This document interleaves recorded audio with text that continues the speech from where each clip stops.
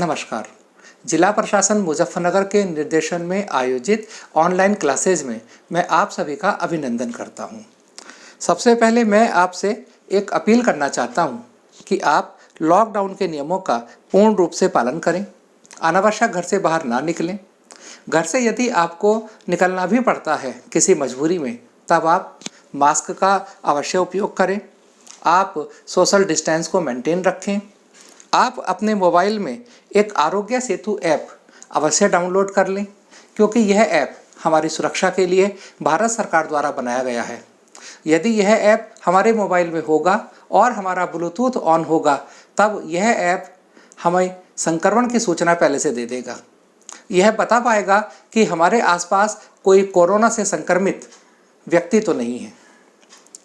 मैं डॉक्टर विकास कुमार, प्रधानाचार्य सनातन धर्म इंटर कॉलेज मीरापुर, आज आपको कक्षा 10 विज्ञान विषय में प्रकाश का परावर्तन व अपवर्तन पहले अध्याय में से अवतल दर्पण से प्रतिबिंब बनाना विषय पर चर्चा करूंगा। चर्चा आरंभ करने से पहले मैं अपने प्रशासनिक अधिकारियों, हमारे जिले की जिला अधिकारी महोदया आदरणीय सेल्वा कुमारी जे, मुख्य विकास अधिकारी आलोक यादव जी, हमारे जिला विद्यालय निरीक्षक महोदय श्री गजेंद्र कुमार जी व अन्य सभी प्रशासनिक अधिकारियों व कर्मचारियों का हृदय से आभार व्यक्त करता हूं कि आज उनकी सूझबूझ, उनकी दूरदर्शिता के चलते हम अपने घर में सुरक्षित हैं। हमें जीवन से जुड़ी हुई आवश्यक वस्तुएं, खाद्य पदार्थ बहुत आसानी से घर के आसपास ही उपलब्ध हो रहे हैं। आज हमारे बच्चे घर में ऑनलाइन क्लासेस से स्टडी कर रहे हैं। डिस्ट्रिक्ट ई लाइब्रेरी को डेवलप किया जा रहा है। विभिन्न शिक्षाविदों से विभिन्न विषयों के ऑनलाइन लेक्चर्स तैयार कराए जा रहे हैं, जिनके द्वारा सभी विषयों की पढ़ाई हमारे बच्चे घर पर कर रहे हैं। हृदय से बहुत बहुत आभार। अवतल दर्पण कॉनकेव मिरर से प्रतिबिंब कैसे बनता है? ये एक अवतल दर्पण है। ये इसका मुख्य अक्ष है, जैसा कि मैंने अपने लास्ट टॉपिक में आपसे डिस्कस किया था। दर्पण के बाईं ओर मुख्य फोकस बिंदु, वक्रता केंद्र, ये अनंत पॉइंट है। हमें ज़रूरत क्यों होती है कि अवतल दर्पण या उत्तल दर्पण के प्रतिबिंब को हम कैसे बनाएं, कहाँ बनता है, क्या इसका यूज है? क्योंकि जब तक किसी एपरेटस के बारे में हम उसकी बेसिक प्रॉपर्टीज़ नहीं जानेंगे, अवतल लेंस की, उत्तल लेंस की, अवतल दर्पण, उत्तल दर्पण, इनकी बेसिक प्रॉपर्टीज़ का ज्ञान हमें नहीं होगा, तब हम उनका उपयोग नहीं कर पाएंगे। अवतल दर्पण के द्वारा किसी वस्तु का प्रतिबिंब कहाँ बनता है, कैसे बनता है, जब हम इसका अध्ययन ठीक से करेंगे, तभी हम पता कर पाएंगे कि अवतल दर्पण का उपयोग अपने जीवन में हम कहाँ कहाँ कर पाते हैं। और यदि कोई एपरेटस आगे बनाना है, जब हमारे आज के छोटे छोटे बाल वैज्ञानिक बड़े होकर बड़े वैज्ञानिक बनेंगे, तभी इस बात की जब बारीक ज्ञान उन्हें होगा, तभी वो आगे जीवन में सफल हो पाएंगे। अवतल दर्पण से प्रतिबिंब कैसे बनता है, यह निर्भर करता है कि उसके आगे वस्तु रखी कहाँ पर है और वस्तु का आकार क्या है।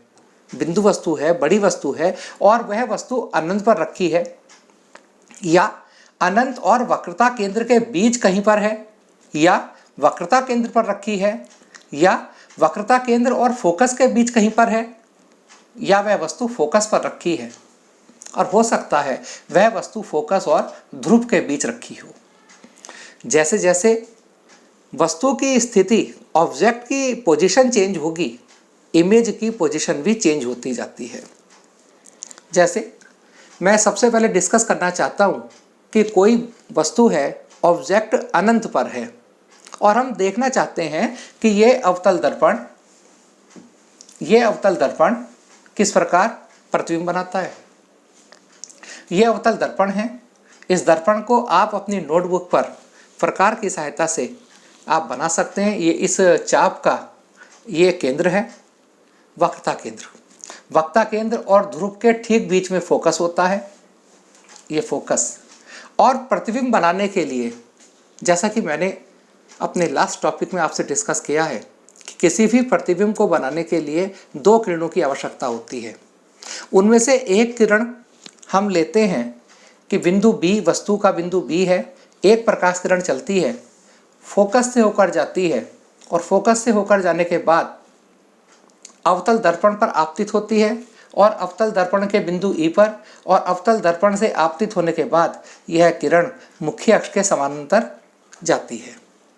आपको पता होगा कि जब भी कोई प्रकाश किरण किसी दर्पण पर या किसी लेंस पर आपतित होती है तब वह हमेशा अपवर्तित होकर, दर्पण से अपवर्तित होकर हमेशा मुख्य अक्ष के समानांतर जाती है। एक प्रकाश किरण, किंतु एक प्रकाश किरण से प्रतिबिंब नहीं बनने वाला। अगर हमें प्रतिबिंब बनाना है तो हमें दूसरी प्रकाश किरण भी लेनी होगी। ये मैंने सेकंड रे ली, ए से आती हुई। ये मान लिया गया कि वस्तु अनंत दूरी पर स्थित है और ये पॉइंट बी नहीं, पीछे से प्रकाश किरण आ रही है और यहाँ भी ये प्रकाश किरण हमने वक्रता केंद्र से होकर ली। वक्रता केंद्र से होकर किरण आई, दर्पण पर आपतित होती है बिंदु एम पर और उसी मार्ग से वापस लौट जाती है।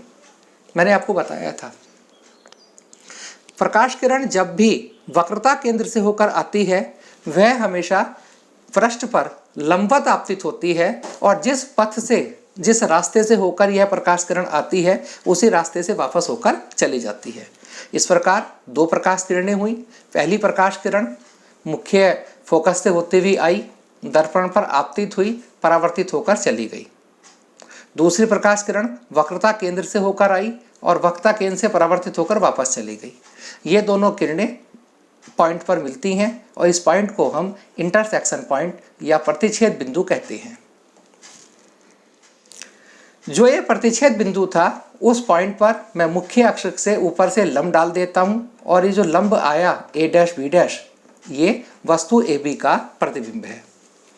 बी डैश बिंदु बी का प्रतिबिंब है और ए डैश ए का, और जो बीच के बिंदुओं हैं उनके प्रतिबिंब भी इसी लाइन पर होंगे। अर्थात मैं कह सकता हूं कि ए डैश बी डैश एक वास्तविक प्रतिबिंब है और यह प्रतिबिंब फोकस पर बनता है। बात स्पष्ट हो गई कि यदि कोई वस्तु अनंत पर रखी है, यदि कोई वस्तु अनंत पर रखी है तब उसका प्रतिबिंब फोकस पर बनता है। अब मैंने वस्तु को थोड़ा आगे रख दिया, अनंत और वक्रता केंद्र के बीच। ये एक अवतल दर्पण है। इस अवतल दर्पण का P ध्रुव है, F फोकस बिंदु है, C वक्रता केंद्र है और एक वस्तु AB वक्रता केंद्र और अनंत के बीच रखी है। इसका प्रतिबिंब बनाने के लिए भी आप ठीक समझे, हमेशा की तरह दो प्रकाश किरणों की आवश्यकता होगी। दो प्रकाश किरणों में से पहली प्रकाश किरण मैंने ली है कि बिंदु B से प्रकाश किरण चलती है, मुख्य अक्ष के समानांतर है और दर्पण पर बिंदु E पर जाकर आपतित होती है। यह दर्पण इस प्रकाश किरण को अपवर्तित कर देता है और अपवर्तित किरण फोकस से होकर जाएगी, वापस बाहर आ गई। जैसे पहली पिक्चर में फोकस से प्रकाश किरण आई थी, मुख्य अक्ष के समानांतर गई थी। इसमें मुख्य अक्ष के समानांतर प्रकाश किरण आई, फोकस से होकर गई। दूसरी प्रकाश किरण की अगर मैं बात करूं तो बिंदु बी से दूसरी प्रकाश किरण चलती है, वक्रता केंद्र से होकर जाती है और वक्रता केंद्र से होकर जाने के बाद दर्पण पर गिरती है और दर्पण से परावर्तित होकर उसी बिंदु से वापस चली जाती है।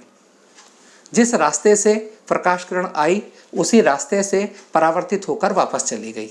ये दोनों किरणें, ये भी परावर्तित किरण है और ये भी परावर्तित किरण है, ये दोनों परावर्तित किरणें बिंदु बी डैश पर एक दूसरे को कट करती हैं। बिंदु बी डैश बिंदु बी का एक वास्तविक प्रतिबिंब है। मैं बार बार वास्तविक शब्द कह रहा हूं क्योंकि ये दोनों किरणें वास्तव में बिंदु बी पर मिल रही हैं, ऐसा कोई आभास नहीं हो रहा है। इस प्रकार इस बी डैश से ऊपर मुख्य अक्ष पर मैं लंब आपतित करता हूं। यह लंब बिंदु ए डैश पर गिरता है और A dash B dash A B का एक वास्तविक प्रतिबिंब है। यह प्रतिबिंब उल्टा बनता है, वास्तविक बनता है, वस्तु से छोटा बनता है। थर्ड स्टेज में मैं मानता हूं कि वस्तु वक्रता केंद्र पर रखी है। अगर कोई वस्तु ए बी है और ये वक्रता केंद्र पर रखी है, पहले वस्तु रखी थी अनंत पर, फिर वस्तु आई अनंत और वक्ता केंद्र के बीच, और अब वस्तु मैंने रख दी वक्ता केंद्र पर। प्रतिबिंब बनाने के लिए हमेशा की तरह दो प्रकाश किरणों की आवश्यकता होगी। एक प्रकाश किरण हमेशा की तरह मैंने लिया है कि मुख्य अक्ष के समानांतर दर्पण पर आपतित होती है।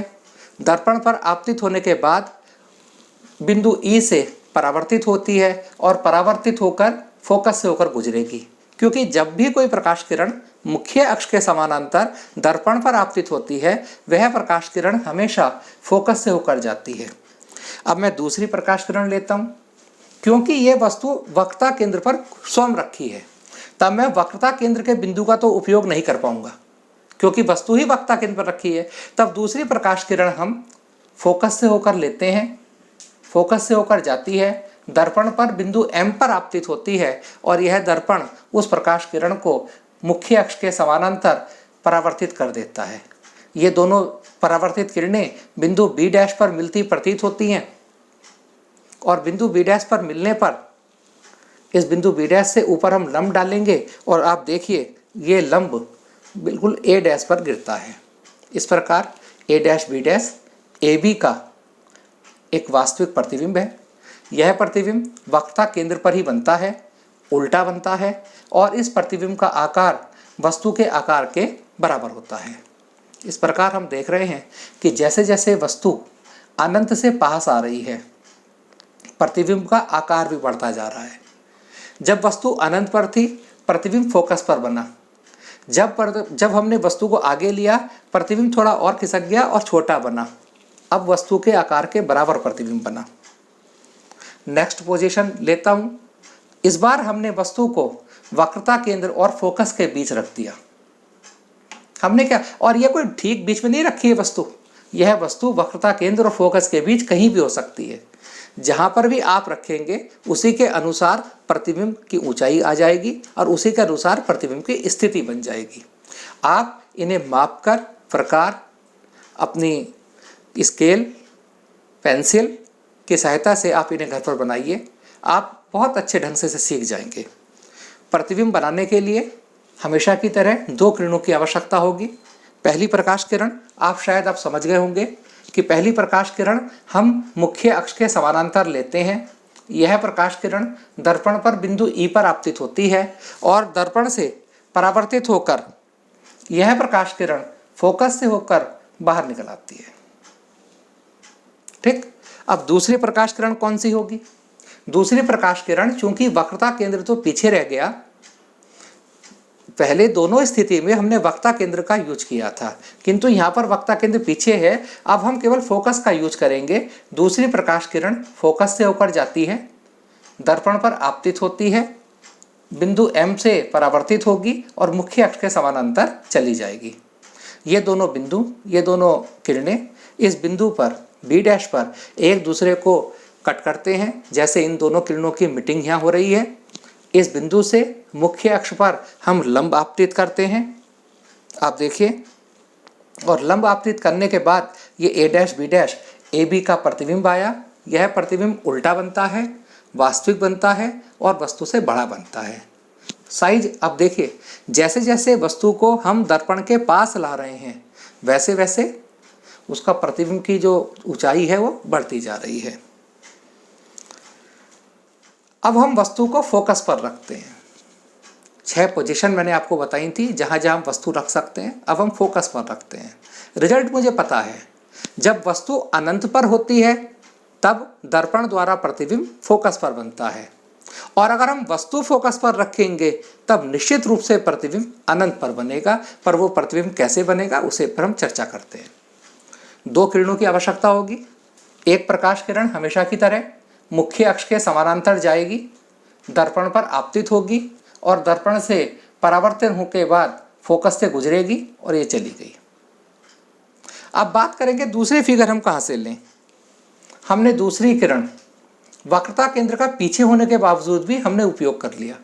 हमने बिंदु A से दर्पण पर इस प्रकार प्रकाश किरण आपतित की कि वो प्रकाश किरण को अगर हम पीछे बढ़ाएं तब वो दर्पण से होकर जाए। इस पोजीशन में जो भी प्रकाश किरण दर्पण से होकर जाती है वो प्रकाश किरण हमेशा जिस रास्ते से जाती है उसी रास्ते से वापस आ जाती है।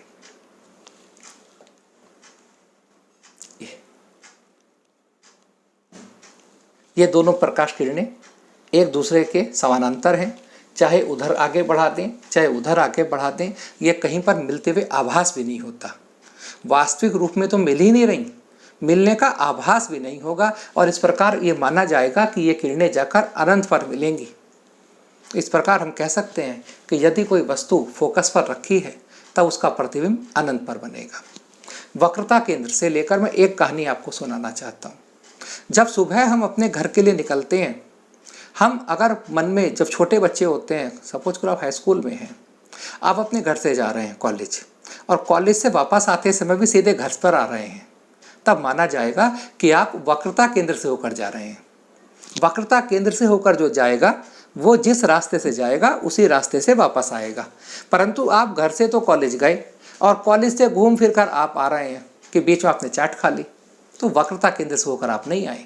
तो मेरी आपसे ये भी अपील है बच्चों से कि आप वक्रता केंद्र के नियम का पालन करें, जिस रास्ते से कॉलेज जाएं उसी रास्ते से सीधे घर वापस आएं। और जाते समय आप एक बार सोच लें कि हमें वक्रता केंद्र से होकर जाना है, तो इस बहाने आपको याद हो जाएगा कि वक्रता केंद्र से जो भी प्रकाश किरण दर्पण पर आपतित होती है वह प्रकाश किरण वापस भी उसी पथ से होकर आती है, क्योंकि वक्रता केंद्र से होकर जाने वाली प्रकाश किरणें दर्पण पर हमेशा लंबवत आपतित होती हैं। उन किरणों के लिए अपवर्तन कोण परावर्तन कोण और आपतन कोण दोनों 0 होते हैं। लास्ट फिगर आपको बताता हूँ। ये एक अवतल दर्पण है, मैंने इस बार बीच में बनाया जानबूझकर और वस्तु को ध्रुव और फोकस के बीच रख दिया। ध्रुव और फोकस के बीच ये यहाँ रख दिया मैंने। कहीं वस्तु ए भी रखी, 2 प्रकाश किरणों की आवश्यकता होगी हमेशा की तरह। एक प्रकाश किरण मुख्य अक्ष के समानांतर आपतित की बिंदु ई पर वो मिलती है, बिंदु ई से परावर्तित होती है और परावर्तित होकर फोकस से होकर जाएगी। दूसरी प्रकाश किरण देखिए कितनी सुंदरता से आपतित की। यह प्रकाश किरण दर्पण पर आपतित होती है और इस प्रकार यह प्रकाश किरण आपतित की कि यह प्रकाश किरण वक्रता केंद्र से होकर जाए। अगर मैं इस प्रकाश किरण को आगे बढ़ाऊं तो ये दोनों प्रकाश किरणें बिंदु बी डैश पर मिलती प्रतीत होती हैं और बिंदु बी डैश बी का एक आभासी प्रतिबिंब है। अवतल दर्पण से पहली बार एक आभासी प्रतिबिंब बना और एक सीधा प्रतिबिंब बना। सीधा प्रतिबिंब बना, आभासी प्रतिबिंब बना, नहीं तो हर बार कैसा प्रतिबिंब बना। 5 पोजीशन मैंने बताई, उन सभी पोजीशन में अवतल दर्पण से जो प्रतिबिंब बना वो उल्टा बना, वास्तविक बना। केवल एक पोजीशन में आभासी बना, सीधा बना, वस्तु से बहुत ज़्यादा बड़ा बना। और वो पोजीशन कौन सी आई? वो पोजीशन आई जब वस्तु ध्रुव और फोकस के बीच रखी है। इसी गुण के कारण अवतल दर्पण का उपयोग जब हम शेविंग करते हैं तो अपने सामने रखकर फेस देखकर करते हैं अवतल दर्पण में। क्यों? क्योंकि हम मिरर को अपने फेस के पास रखते हैं। मिरर के जब हम पास रखते हैं तो हमारे जो शेप है वो उसे हम इजीली देख पाते हैं, क्योंकि ये उसी पोजीशन में सीधा प्रतिबिंब बनाता है, बड़ा बनाता है और मिरर में आभासी तो प्रतिबिंब बनेगा ही जब वो पास में होगी। इस प्रकार सभी पोजीशन आपकी पूरी होती हैं। एक मैंने आपके लिए एक ट्रिक बताना चाहता हूँ कि कभी कभी कंपटीशन में जब आता है तो ये हमें याद नहीं रहता है पूरी सबका रिवीजन करना एक साथ। आप मैं क्या कहना चाह रहा हूँ कि ये दर्पण है और ये सब मैंने स्थिति लिखी है कि पहली स्थिति कब है? जब वस्तु अनंत पर हो सकती है। दूसरी, जब वस्तु अनंत और वक्रता केंद्र के बीच है। तीसरी स्थिति, जब वस्तु वक्रता केंद्र पर है। चौथी, जब वस्तु वक्रता केंद्र और फोकस के बीच है। पांचवी, जब वस्तु फोकस पर है। छठी, जब वस्तु फोकस और ध्रुव के बीच है। ऊपर वाले जो मैंने 1 2 3 4 5 6 लिखे हैं ये वस्तु की स्थिति है और नीचे इमेज की स्थिति, और साइज भी साथ में बनाए हैं। मीन्स जब वस्तु अनंत पर है, 1 मैंने अनंत पर लिखा, तब प्रतिबिंब कहाँ बन रहा है? फोकस पर नीचे उल्टा बन रहा है। जब वस्तु अनंत और वक्ता केंद्र के बीच है, तब प्रतिबिंब कहाँ बनेगा? यहाँ, वक्ता केंद्र और फोकस के बीच, और साइज पहले से ज़्यादा होगा। उल्टा बनेगा, और उल्टे प्रतिबिंब वास्तविक होते हैं, रियल होते हैं। थर्ड, जब वस्तु वक्ता केंद्र पर है। आप देखिए, वक्ता केंद्र पर वस्तु है, प्रतिबिंब भी वक्ता केंद्र पर है, इन दोनों का साइज बराबर है। इससे बड़ा है, इधर से साइज बढ़ता जा रहा है प्रतिबिंब का, और उसके बराबर हो गया। और अगर वस्तु हमने वक्ता केंद्र और फोकस के बीच रखी है, तब प्रतिबिंब कहाँ बना? इधर चला गया। यानी वस्तु धीरे धीरे हम दर्पण के पास ला रहे हैं, समझ रहे हैं ना? हम दर्पण के पास ला रहे हैं ऑब्जेक्ट को, और इमेज दर्पण से दूर होती जा रही है ना? और जब हमने ऑब्जेक्ट को ध्रुव और फोकस के बीच रख दिया, तो वस्तु इमेज पीछे बन गई, बताया था मैंने। और यही एक इमेज है जो वर्चुअल है, आभासी थी। इस प्रकार हम दर्पण की सभी स्थितियों को समझ सकते हैं। आप अपनी नोटबुक पर इन सब इमेज को विधिवत बनाएं। आपका बहुत बहुत आभार। विनम्र फिर से एक अपील, अब ज़्यादा समय नहीं है हमें कोरोना को हराने में। कोरोना कितना भी सशक्त हो, हमारे प्रशासन, हमारे समाज के लोगों के द्वारा उसको हरा पाना बहुत आसान है। बहुत जल्द कोरोना हारेगा, मुजफ्फरनगर जीतेगा। जय हिंद, जय भारत।